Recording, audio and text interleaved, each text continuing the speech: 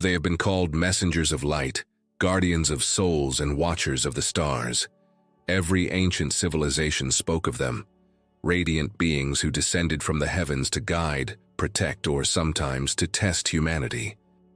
But what if angels are not what most people think they are? What if these luminous entities, described in sacred texts across the world, are not winged figures floating on clouds, but conscious forces, timeless intelligences that move between dimensions, shaping the course of human evolution? For thousands of years, their presence has been recorded in the hymns of Sumer, the tablets of Babylon, the scrolls of Enoch, and even the cryptic diagrams of alchemists. Yet somewhere along the line, their true nature was veiled, simplified into comforting stories, stripped of their deeper mystery. The ancients didn't see angels as merely protectors. They saw them as cosmic intermediaries, the architects of matter and energy, the translators of divine law into form.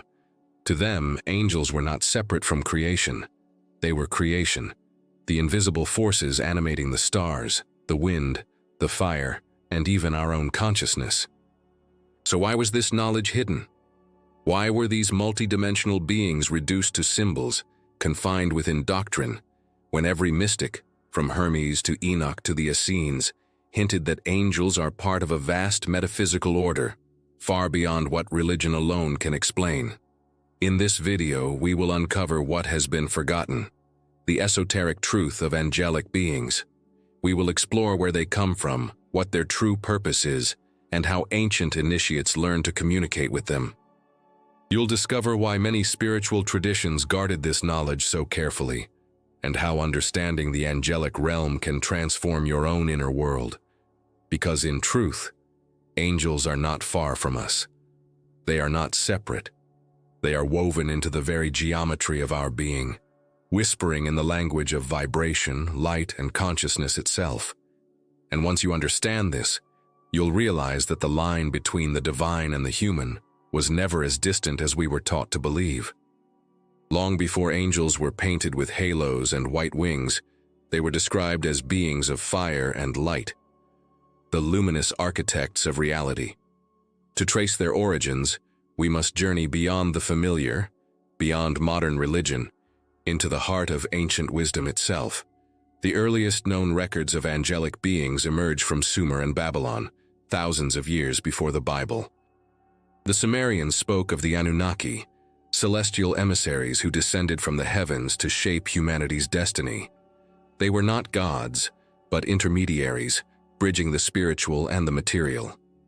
Each was said to embody a cosmic principle: wisdom, justice, healing, transformation. And this idea that divine intelligence manifests as archetypal beings would echo across every civilization that followed.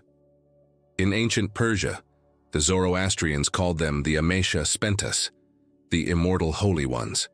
They represented the purest emanations of the divine source, each governing aspects of creation: truth, light, devotion, and harmony.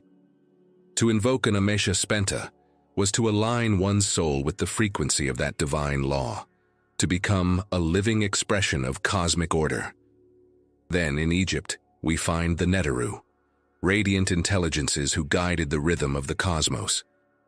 They were the keepers of Ma'at, the universal balance, and they too functioned as angelic powers, unseen but omnipresent. Egyptian mystics didn't worship these beings. They studied them, sought to embody their essence. To them, an angel was not a being to be adored, but a state of consciousness to be awakened. As time passed, these ideas flowed into the mystical schools of the Hebrews. The Book of Enoch, a text once revered but later excluded from the biblical canon, describes the Watchers, angelic beings who descended to teach humanity the arts and sciences of divine wisdom. They revealed astrology, alchemy, the knowledge of plants and metals, the sacred sciences of balance between heaven and earth.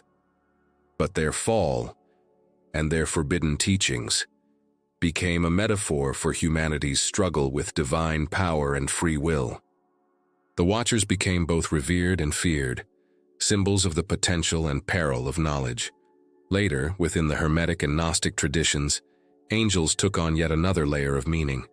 They became known as intelligences of light, emanations of the one mind, the nous. Hermetic philosophers taught that the universe itself was a hierarchy of consciousness, from the material to the divine, and that angels were bridges between worlds, guiding souls through the planes of existence. In Gnostic cosmology, the angels stood between man and the infinite, helping seekers ascend through realms of illusion toward divine remembrance. By the time Christianity crystallized, much of this ancient understanding had been hidden or simplified. The vast, multi-dimensional hierarchy of light, the seraphim, cherubim, thrones, dominions, virtues, powers, archangels, and angels, became mythologized, their metaphysical depth reduced to mere symbolism. Yet beneath all traditions lies the same truth. Angels were never meant to be worshipped. They were meant to be realized. They represent the divine frequencies through which the infinite expresses itself. And humanity's ancient initiates knew that to know the angels was to awaken those same forces within. In every age, a few have remembered. And they whisper still, through symbols, through light, through the quiet intuition that guides us toward higher awareness. To understand angels, we must first release the imagery we've been given. Feathers, robes, trumpets, and golden clouds. Those are symbols, not realities. The truth is far more mysterious and far more profound. Angels are not beings in the ordinary sense. They are patterns of divine intelligence, living frequencies of consciousness that exist beyond the limitations of form.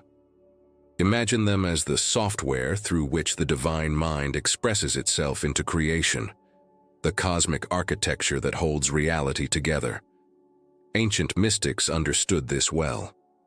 In the Kabbalistic tree of life, each sephira, or divine sphere, is animated by a choir of angels, each representing a level of awareness. These are not separate entities floating in heaven. They are vibrational states within the great field of consciousness.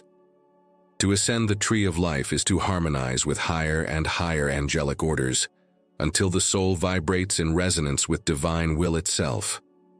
In Hermetic philosophy, angels were seen as emanations of the Logos, the universal word or vibration that shapes all things. Every sound, every light, every thought is part of that divine music. Thus, angels are not confined to one religion or form. They are the eternal currents that flow through creation. When the wind stirs, when a thought of beauty arises, when the light of understanding touches your heart, you are already within the angelic field. Esoterically, angels dwell in realms of light that correspond to frequencies of consciousness. These planes are not places, but states of vibration. From the densest matter to the subtlest light, the universe is layered like an infinite spectrum, and the angelic hierarchies move between those frequencies, translating divine will into creation.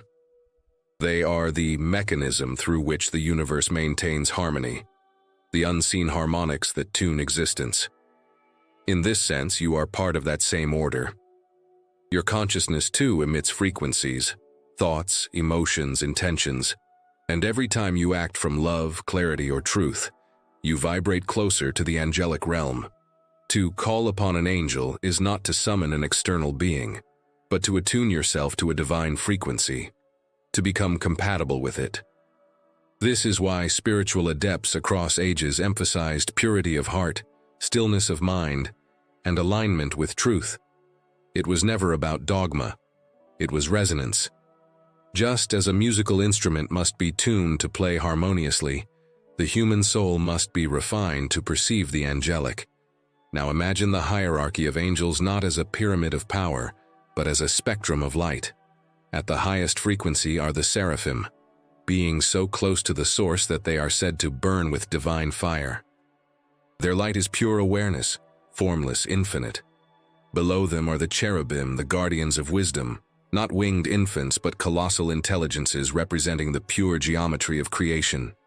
The thrones anchor divine justice, the dominions regulate cosmic law, the virtues direct the forces of creation, the powers maintain universal order. Then come the archangels, the translators of divine will into the realm of human consciousness. And finally, the angels, who interact directly with individual souls. Each level represents a bridge, from the ineffable to the tangible, from the infinite to the intimate. And through meditation, invocation, and inner refinement, mystics learn to travel these bridges, ascending through inner transformation rather than physical flight. So when people speak of hearing angels, seeing light, or receiving inspiration, what they are truly experiencing is resonance, a moment where the boundary between human consciousness and divine intelligence dissolves. In that moment, the human becomes a vessel of the angelic, a translator of divine energy into the world of form. And this, perhaps, is the greatest secret of all. The angels do not merely serve humanity, they evolve through us. Every act of awareness, love, and creation on earth expands the symphony of light to which they belong. If the angelic hierarchy represents the order of divine consciousness, then its mirror, the descent of light into matter, reveals one of the most profound paradoxes in all esoteric philosophy. To know the light, one must first experience the shadow. The ancient mystics taught that when the infinite expressed itself into form, light had to slow its vibration to create the physical universe. In this descent, parts of the divine field, once pure, radiant, and unified, became fragmented into individuality.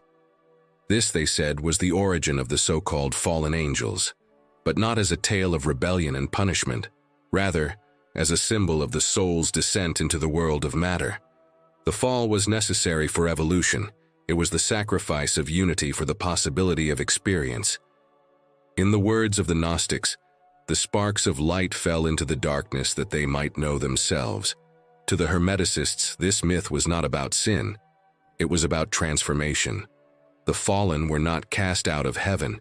They became the architects of the material world, the builders of form.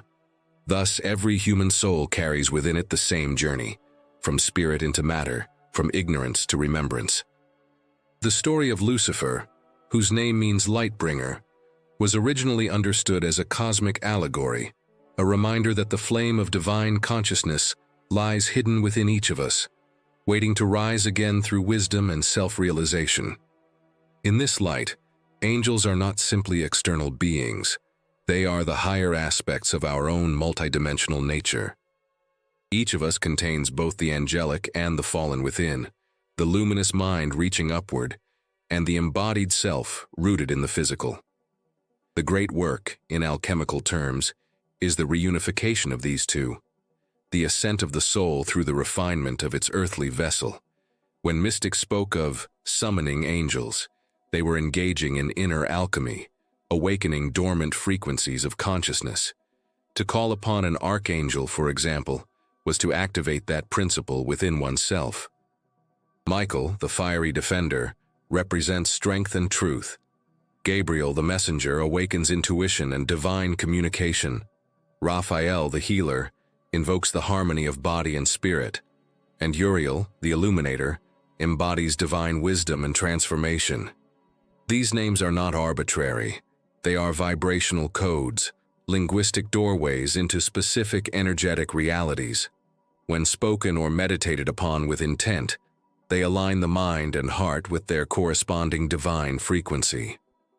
In that alignment, one perceives the angelic not as something other, but as something deeply familiar, an echo of one's own higher being. But there is a reason this knowledge was hidden, guarded by mystery schools and cloaked in symbolism. Because to access the angelic realms without preparation, without inner purification, is to encounter the vastness of one's own unconscious. The same light that reveals truth also exposes shadow. Every unhealed fragment of the self becomes amplified under divine illumination. This is why ancient initiates spent years in study, silence, and ritual, not to worship, but to become vessels strong enough to withstand the light they sought. In truth, the battle between angels and demons is not an external war. It is the eternal drama within the human psyche. The angel represents alignment with divine will, the demon resistance to it. When we act from fear, pride, or desire for control, we echo the fragmented forces of the fall. But when we act from love, wisdom, and service, we become participants in the restoration of the cosmic harmony, the return of light. So, the hidden truth about angels is not that they are distant celestial beings watching from above, but that they are the blueprint of our own divine potential. Each thought of compassion, each act of courage, each moment of clarity draws the invisible choir closer, harmonizing the human with the eternal. And perhaps that is the true reason this knowledge was concealed, because to know the angels deeply is to realize that humanity itself was designed to become one. It is one thing to understand the angelic realms philosophically, but another to experience them, to feel their frequencies vibrating through your being. The mystics taught that this experience was never reserved for saints or prophets. It was the birthright of any soul willing to refine its perception. To awaken the angelic within is not about summoning beings of light in the sky. It is about tuning your inner instrument, your consciousness, to resonate with divine harmony. The following practices, drawn from ancient esoteric traditions, are ways to begin that process. 1. The practice of stillness, the angelic gate of silence. The first and most essential step is inner stillness. Angelic intelligence cannot be perceived by a restless mind. Find a quiet space, close your eyes, and bring awareness to your breath. With every inhalation, imagine golden light entering your chest.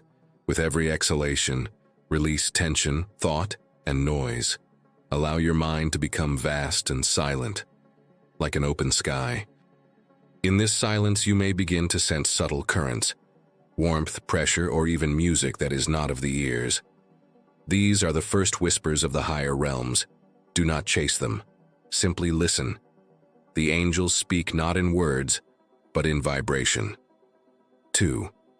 The invocation of light, resonance alignment. In many Hermetic and Kabbalistic schools, the invocation of light was used to align the self with the angelic field. Stand facing the east, symbol of illumination. Raise your hands and say aloud, "Let there be light within me as it was in the beginning." Visualize a radiant column of light descending from above your head into your heart. As it fills you, speak the following words slowly with intention. By truth I am guided. By love I am sustained. By wisdom I am transformed. Feel these three frequencies, truth, love, and wisdom, harmonizing in your chest, forming a luminous sphere. This light is not symbolic. It is the resonance through which angelic intelligence perceives you. You do not call them. You become visible to them. 3. The Four Archangel Meditation, balancing the inner elements. Sit or stand in stillness and visualize yourself at the center of a vast circle of light. Imagine the following presences around you, each representing an aspect of your being. To the east, Raphael, radiant emerald, healing air. Whisper, "May clarity and healing flow through me." To the south, Michael, golden fire. Say, "May courage and truth protect me." To the west, Gabriel, silver blue water. Speak, "May intuition and purity guide me." To the north, Uriel, deep red earth. Declare, "May wisdom and stability ground me." Feel these energies forming a cross of light within you.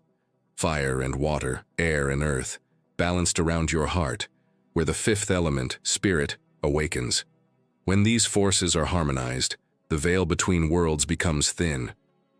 You are aligned with the angelic order, the microcosm reflecting the macrocosm.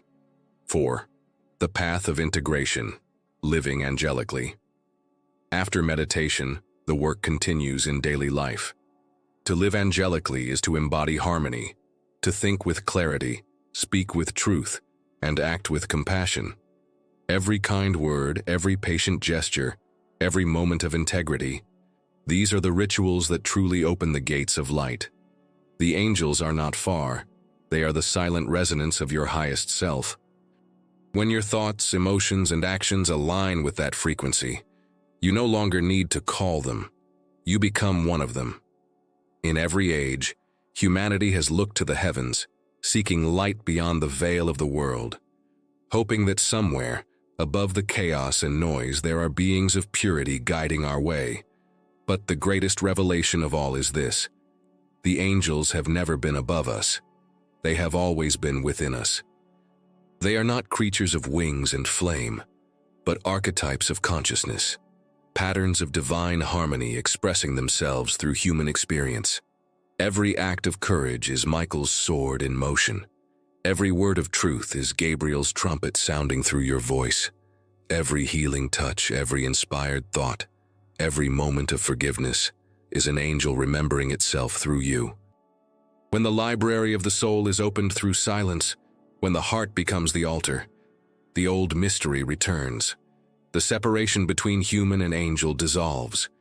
You begin to feel it, that subtle hum behind reality, that golden vibration that turns breath into prayer and presence into light. The mystics called it the music of the spheres. Modern science calls it vibration or resonance, but names are only veils. What truly matters is that this harmony is real, and when you align with it, life itself begins to unfold differently. Synchronicities multiply, intuition sharpens, compassion deepens. You no longer struggle to control reality. You flow with it, as if guided by an unseen hand.